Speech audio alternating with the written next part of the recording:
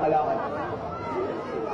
Sa mata ng Diyos, walang taong hindi nakalalakad, maliban sa kanyang kaluluwa. Madali lang yan sabihin para sa iyo. Hindi ako nakakalakad. Mula nung ako ipanganak. Sinasabi ko sa iyo ngayon, tumindig ka at ikaw ay makalalakad. Tinutuyaan mo ba ako? Sinasabi ko na sa iyo, ako isang lumpo. Ayaw mong subukan. Sapagkat ang pananampalataya mo ay kasing hina ng iyong mga binti. Sumasamba ako sa Diyos. At malakas ang pananampalataya ko sa Kanya. Kung gayon, tumindig ka at lumakad.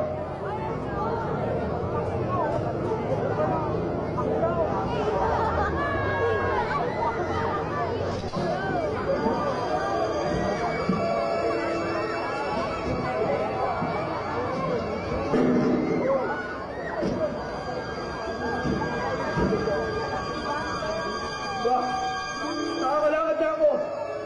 Ikaw, Jesus sa Nazaret. Pinalakad mo ako. Purihin ang Diyos. Nakakalakad na ako, mga kasama. Mga kasama, nakakalakad na ako. Purihin ang Diyos. Hindi ako ang nagpalakad sa iyo, kundi ang iyong pananampalataya. Sinasabi ko sa iyo, marami pang katulad ng multo at malulunto.